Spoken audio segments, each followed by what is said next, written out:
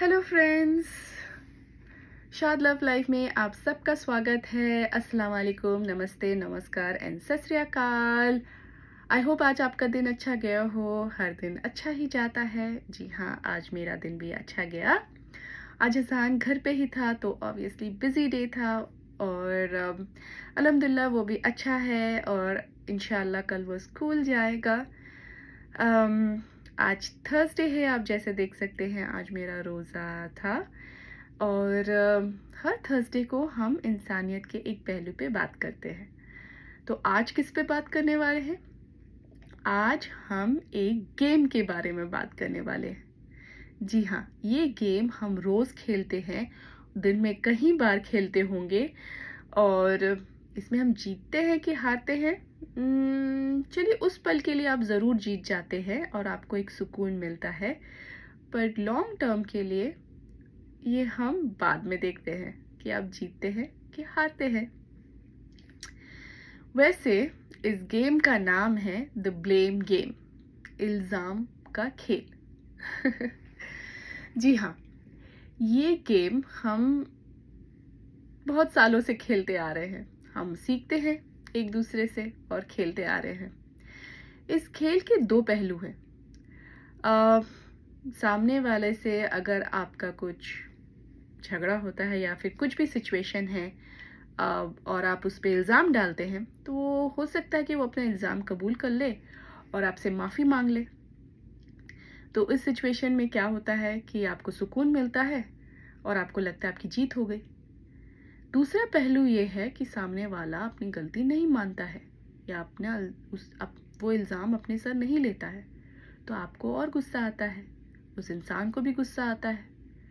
तो फिर क्या होता है कि आपने इल्ज़ाम डाल दिया, वहीं कहीं ना कहीं आपको सुकून आता है, भले ही वो माने या ना माने, फिर भी आपको लगता है कि जीत हो गई है।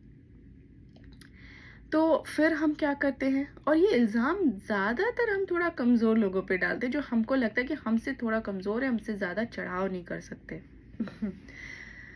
उसके बाद क्या होता है, अब सिचुएशन ले लीजिए कि आपने किसी पे इल्ज़ाम डाला, ठीक है, आपका मनमुटाव हो गया और फिर आपने अपने साथ तो वो टेंशन ली है, किसी और को भी वो टेंशन दी। अब वो सामने वाला सोच रहा होगा कि इसमें मेरी गलती क्या है।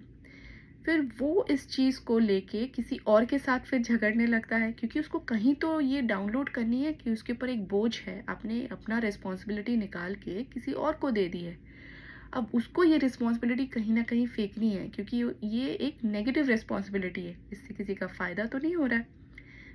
तो वो कहता है जाके किसी और पे ये डाउनलोड, फिर वो आदमी किसी और पे डाउनलोड। तो आप क्या कर रहे हैं, एक चेन रिएक्शन स्टार्ट कर रहे हैं।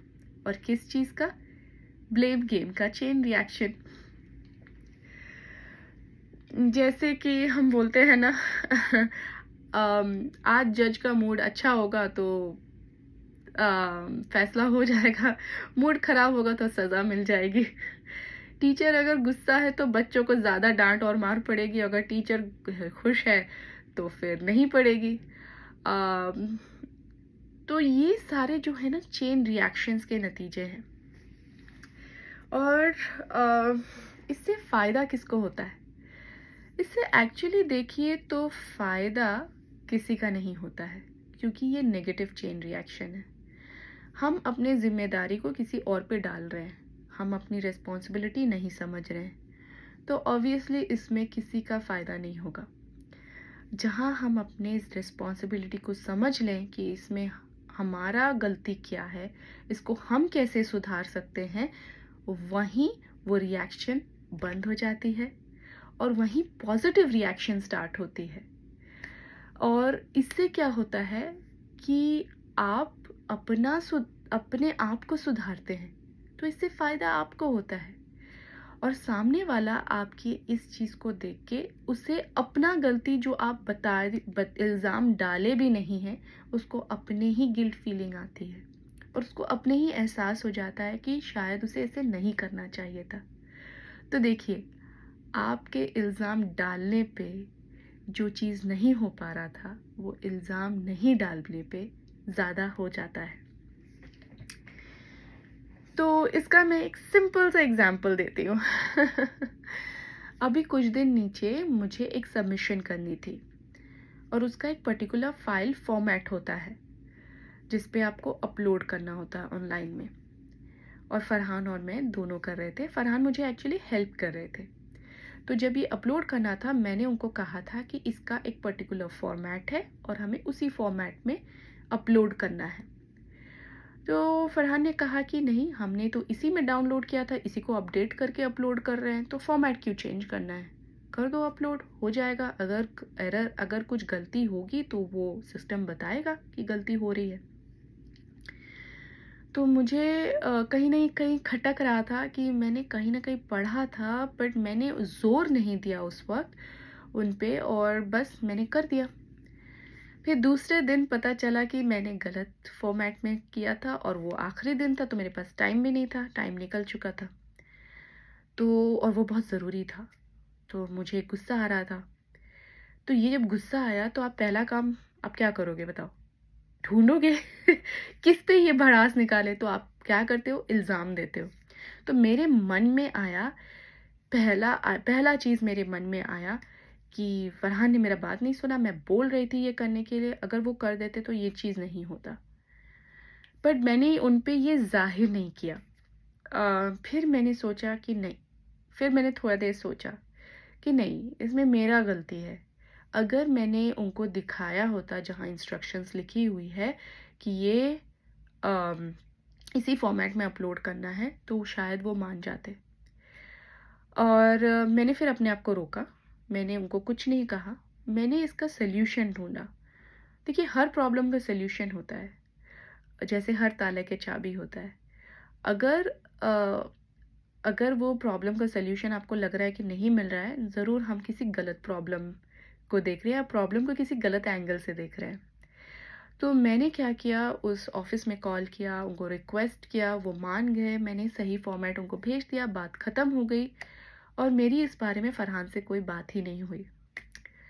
अब इसका दूसरा साइड देखते हैं। अगर मैंने ये इल्ज़ाम लगा दिया कि आपके वजह से मैंने फ़ाइल अपलोड नहीं किया और मेरा टाइम निकल गया है, मैं नहीं कर पाई, तो वहाँ से जवाब क्या आता है? आखिरी दिन तक क्यों बैठे थे इसे करने के लिए? दूसरा जवाब क्या आता? अगर आपको पता था तो आपको कर लेना चाहिए था।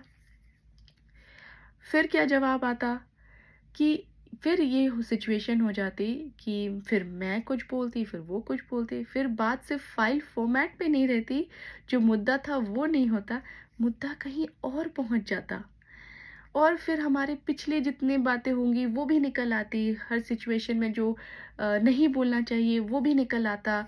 और फिर तकलीफ़ किसको होती, तो बात कहीं और होती और कहीं और चली जाती। तो मैंने उस सिचुएशन को क्या किया, कंट्रोल किया। मन में आया बट ज़ाहिर नहीं किया। उसको मैंने कैसे टर्न किया और सॉल्यूशन ढूँढा और सॉल्यूशन मिल गई। पर मैंने इसमें एक चीज़ सीखा, मेरी ज़िम्मेदारी क्या थी कि मुझे, अगर वो मेरा काम था, मुझे बारीकी से हर चीज़ पढ़ना चाहिए था और मुझे अपनी ज़िम्मेदारी समझ के मुझे वो चीज़ सही तरीके से अपलोड करनी थी। ये थी मेरी रिस्पॉन्सिबिलिटी, ये उनकी नहीं थी, वो तो मुझे मदद कर रहे थे। तो यहाँ मैंने सिचुएशन को कंट्रोल किया। यहाँ तक पहुँचने के लिए मैंने बहुत ही कोशिश की है अपने लाइफ में, वो सोच, वो थॉट प्रोसेस बदलने के लिए। पर देखिए, फिर भी इंस्टेंटली पहले दिमाग में वही आता है। टाइम लगता है कि आप दोबारा उसको किसी और एंगल से सोचें। बट अल्हम्दुलिल्लाह, आप जब ये शुरू करते हैं धीरे धीरे, तब ये हो जाता है। तो जब आप ये सिचुएशन में आए जहाँ आपको लगे कि ये गलती हो गई है, तो सबसे पहला चीज़ ये करें, वेट, रुको, पानी पियो। इस सिचुएशन में आप क्या कर सकते थे या क्या करना चाहिए था? अब अगर वो सिचुएशन हाथ से निकल चुकी है, हम क्या कर सकते हैं, वो सोचिए और फिर आप आगे बढ़िए। कभी कभी इस सिचुएशन में मैंने आपको क्यों बोला पानी पीने के लिए? जी हाँ, कभी कभी इस सिचुएशन में हमें सबसे पहले आता है गुस्सा, और गुस्से में हम कुछ सोचते नहीं हैं, हम बस चिल्लाते हैं, इल्ज़ाम डालते हैं। तो आपको इस सिचुएशन में इसलिए मैंने कहा सबसे पहले पीजिए पानी। पानी ऐसा चीज़ है जो आपको पहले रोकती है, आप में ठहराव लाती है। तो इस सिचुएशन में जब अगर पानी पिएंगे पहले बैठ के, तो फिर आप में ठहराव आ जाएगी। फिर आप अपना सेकंड थॉट प्रोसेस लाइए, ठीक है, इसमें मैंने कहाँ गलती की और इसको मैं कैसे सुधार सकता हूँ। तो ये चीज़ अगर आप फॉलो करेंगे तो हर चीज़ ठीक हो जाएगी।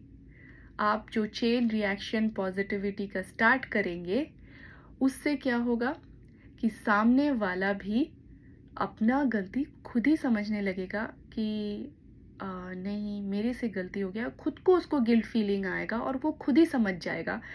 और अगर सामने वाला ना भी माने तो कोई बात नहीं।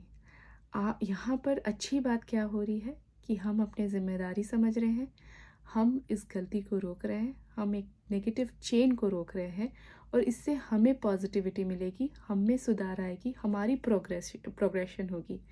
तो ये ज़्यादा इम्पॉर्टेंट है। और हम यहाँ दूसरों को बदलने के लिए नहीं आए हैं और हम ना ही दूसरे को बदल सकते हैं।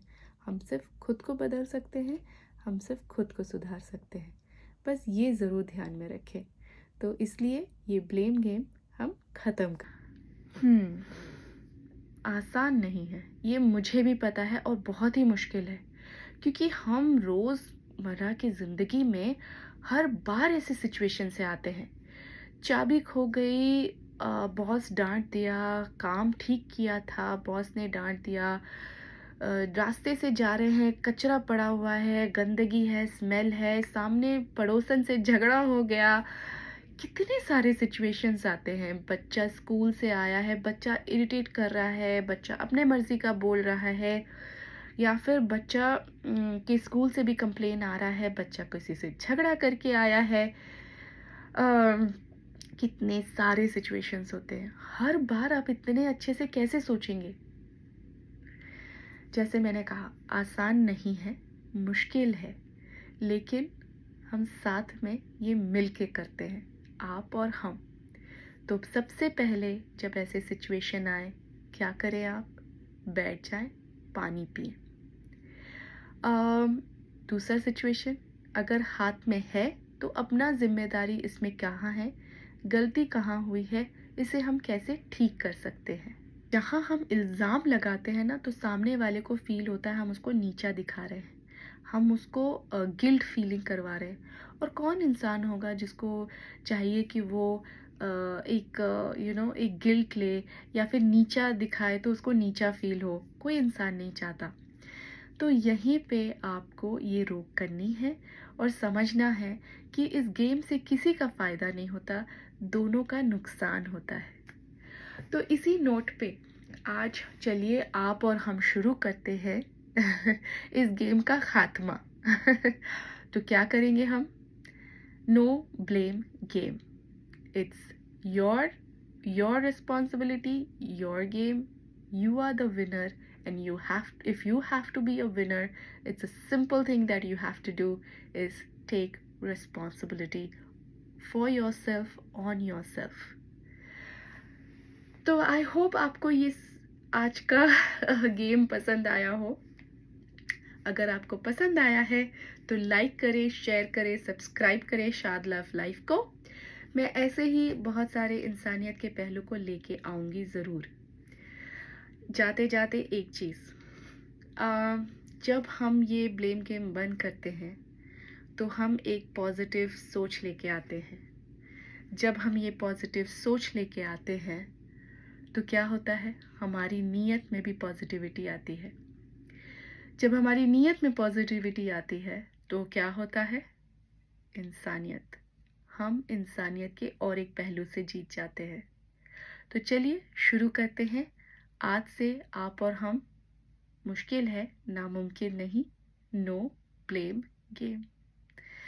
आज के लिए बस इतना ही। अल्लाह हाफिज, शब्बा खैर, नमस्ते, नमस्कार, सत श्री अकाल एंड ciao.